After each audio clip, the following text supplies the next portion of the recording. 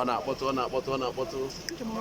ụlọ ọrụ ndị Rotech Energy Services Limited na Nkwele. Gịnị? The lion himself! The lion! Gịnị riba? The lion! Hey! The lion!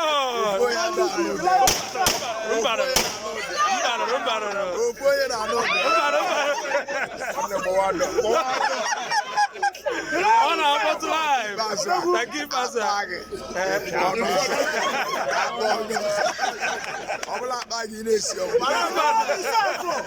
The lion.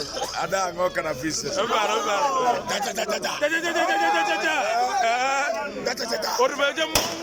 Oponya da no de gba. Cha. The lion.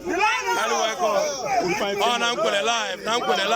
Nkwele go na akpọtụ na nke ndị Rotech Energy Services. Confirm. Akulu no.